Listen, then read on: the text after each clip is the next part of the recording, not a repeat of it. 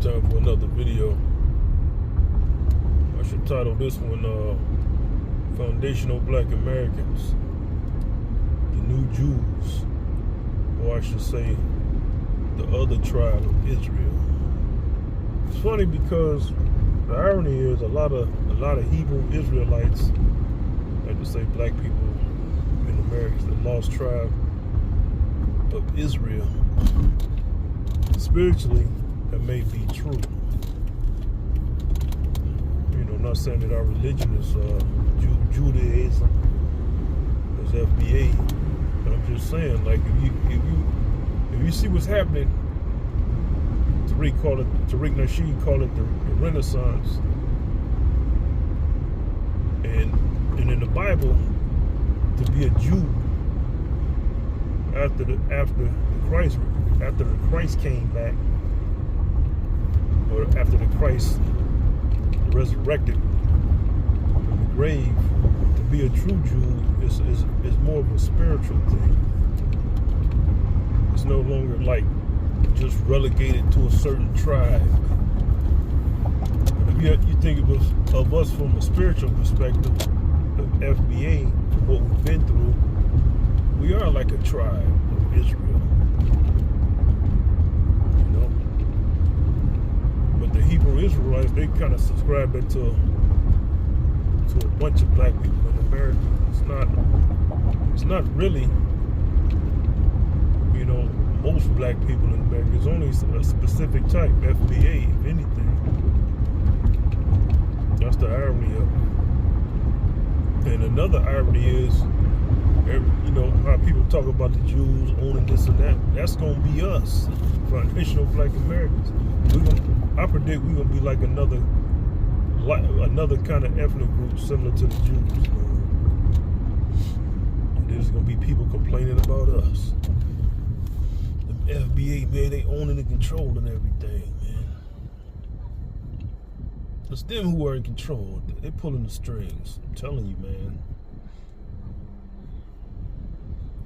So that's how that's gonna go down, man. It's gonna be us. Because we gotta do it, man. We got too many adversaries on all sides, man. We got other black people among us who ain't from our lineage causing us problems, tethering themselves on to us. Everything pointing to this reality, man. You know, you got white people, they don't like it. They like it in the sense that we're going at, you know, they think it's black on black crime or some kind of black on black division. But they don't realize it ain't necessarily animosity. Well, I ain't gonna say that. It is some animosity between FBA and non-FBA blacks. Mainly because non-FBA blacks have that animosity. So by default, you must have it back. You can't smile in the face of somebody who want to replace you. You can't be cordial. Well, you can be cordial only for the sake of deception. Yeah, but we gotta be that way, man. We didn't get this far, man, to be snuffed out. You know, we've been put through a trial on earth, man. That's what happened, man. You think about it on the germ level. You know, germs adapt. If they ain't wiped out, they adapt and become stronger. That's the same thing with FBA, man. When they say we are multicellular life forms, we're made up of trillions of cells, man. So all these cells were put through hardship. In particular, our brain cells. We've been put through all this stress. Don't you think we're supposed to be stronger, surviving it? That's what makes us different, man. That's why Africans and Caribbeans, they don't have it. You know, you got some who've been living around us so long, they still don't have it. They don't have that thing in us that we have, man. That resilience factor. It's apparent, man. It's like evident. They have aggression. See, a lot of you non-FBA black people, y'all have aggression, and y'all think that makes y'all us. You know, you got the Busta Rhymes out here talking all gruff. he has aggression, but he don't have the FBA factor. You got Nicki Minaj, she got that uppity, bitchy attitude. That's what she has. That's not FBA, man. That sassy. Black women not really like that. They don't really talk like that. With sass, attitude. That's not FBA. See, a lot of FBA, man, we come from conservative upbringings, man. You know, and all that feminism and all that shit. That's not us, man. That's not from our heritage. That's outside stuff, infiltrating stuff. You know, even these BBWs and women being overweight. That's not really in our culture, man. Our culture, man. Like, I speak to my mom, man. Like she used to get teased for being overweight, man. She got teased. She said she rode her bike all summer until she lost like 60 or some pounds, man. She said she came back, her friends didn't even, the people was talking about her friends didn't even recognize her. You know, my mom in her mid-60s, man.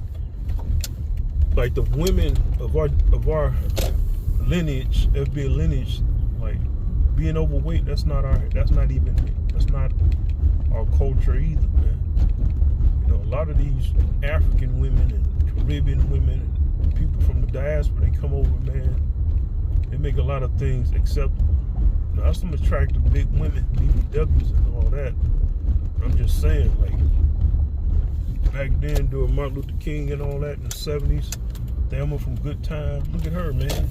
Like, that's how it was, man. That's how it, you know, a slim, our shape woman was it. That was our, you know, what we went for. And it still really hasn't changed. You know, women talking back to men and talking with sass, that's not really our culture. Gotta keep reiterating that.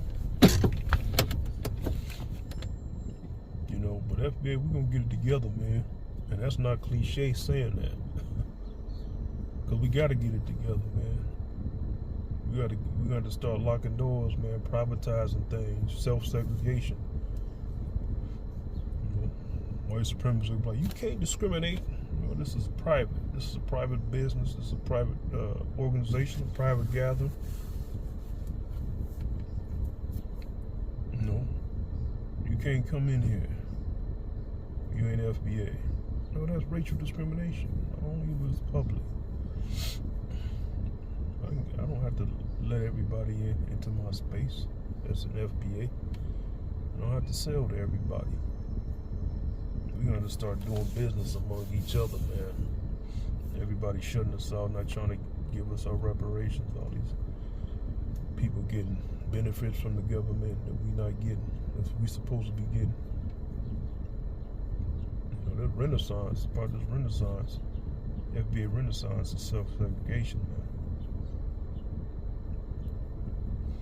Buying from each other. Yeah, we still buy from other folks and all that. But we're really going to be buying from each other, networking with each other. Millions of FBA. Oh, you're a hate group. Who cares? What you going to do about it? Or you going to use violence against? We're going to use violence against you.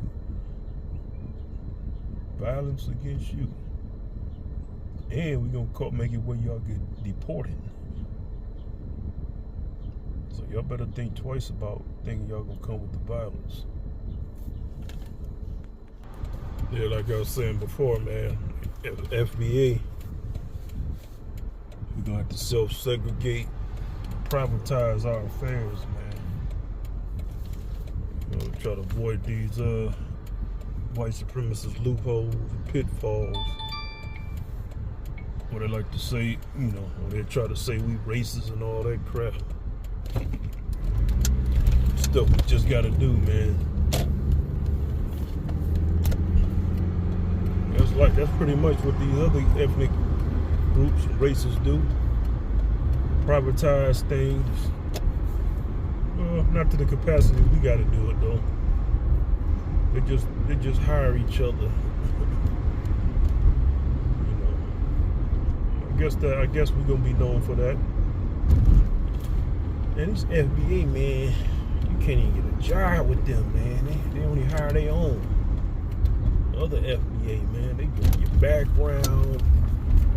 Man, you can't fool them, man. One time, man, it was this chick, man.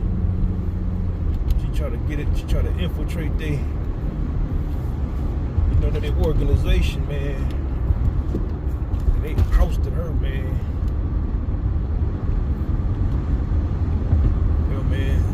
A couple of them you haven't heard from again. But one head, man, something happened to him. I'm telling you, dog. I'm telling y'all, man, that's how it gotta be. You know how the Nation of Islam has their own military. We gotta have all that stuff, man. We gotta have our own CIA, you know what I'm saying? CIA, FBI. We gotta be a nation within a nation until we can get our own nation. And they say, well, this is our nation. Yeah. I predict, man, the way we moving, a lot of people not gonna like it. A lot of people gonna be against us. Hell, it's possible, man, that our own nation can be carved out here. How this U.S. is going, man, anything can happen. Earthquake, another civil war. Let it be a civil war. See what happens. Bet you bet golly why. FBA, we gonna have our own state. Right on this soil. This USA soil. Yeah, white supremacists wanna dismantle the USA and break it up into little pieces. Just be sure we gonna get our own. No, we ain't gonna need you non-FBA black folks. They'll show not you others. Trying to come around this talking about y'all, we need y'all and all that. No, we gonna do this on our own. They gonna probably force y'all out anyway. The US ever get broken up into pieces, the white supremacists gonna deal with y'all non-FBAs. Say, well, they'll deal with us FBAs. Yeah, we'll deal with them too. But they're really gonna get y'all because the thing is, we ain't gonna protect y'all. Y'all not gonna have no protection. And y'all don't fight back. And if y'all try to fight back, they're gonna bring hell on y'all. Y'all ain't gonna know how to deal with it. But y'all have no history of fighting white supremacists and armed conflicts. Y'all don't know how to deal with it. They say, well, some of y'all in our military, yeah, but more of us than y'all are in their military. In the U.S. military, I should say. Our military. Yeah, that's the thing, man. A lot of y'all non-FBAs, black folks, y'all been used to us doing the fighting. Y'all don't have no wins under y'all belt. Y'all want to talk all that crazy stuff to us, but when the fighting comes, when the shootings is in the street, what y'all gonna be doing? Trying to find us? Trying to find our resistant bases? And what a black Foundation of Black Americans at? Where they at?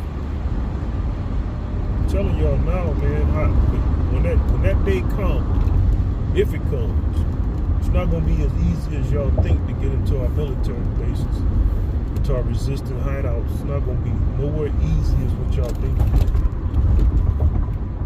Any of y'all get suspected of being a tether, we gonna put y'all to the test. Y'all gonna get blood on your hands. If y'all don't, it's gonna be blood on our hands for how we deal with y'all. Now, why am I saying this out in the open? White supremacists listen. They don't care. They probably think this is just fantasy talk. They're only gonna care about it when the shit hits the fan, I should say. Because that's when it's really really relevant. When the shit hits the fan, all the stuff I'm saying, it's not gonna happen until shit hits the fan. If it don't hit the fan, it's not gonna happen. Well, not to the war degree, that is. But you got a lot of people out here, man. A lot of tethers. We grew up with them. They caused us problems. We thought there was other black people. Really, they was tethers and immigrant descendants who have no history, no camaraderie with us. So they had vitriol, tearing up stuff. You just chalk it up to blackness. It was always like that, man. Hate, tribalism. Well, we the ultimate tribe. Y'all are shut out. There's nothing y'all can do about it. Well, y'all gonna get some veiled threats? Well, bring it. We'll deal with y'all. Yeah, we'll deal with y'all. And we'll make it to where y'all get deported. Even if y'all was some damn legalized immigrants. We'll vote y'all off the island, man. Off the U.S. island. You can't do it. We'll see about that. We'll see about that. Here's the thing, when shit hits the fan, if and when the U.S. get broken up into little bits and pieces, y'all like to sell us out, we'll return that favor. That'll be the irony. FBA sell out all you non-FBA black folks to the white supremacists. Capture y'all, sell y'all.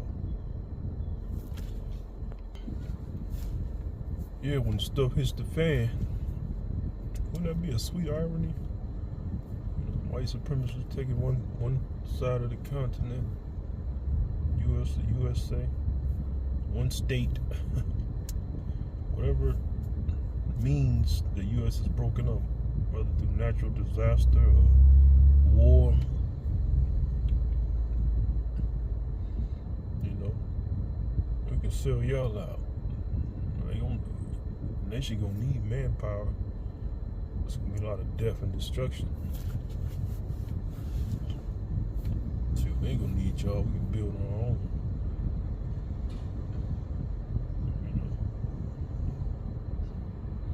Might be another kind of legal system that branches off, you know. Well, we FBA, what we do to traders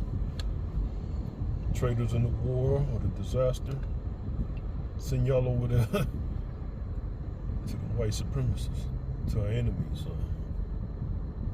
you know, to somebody we have a mutual standstill with. Anything can happen.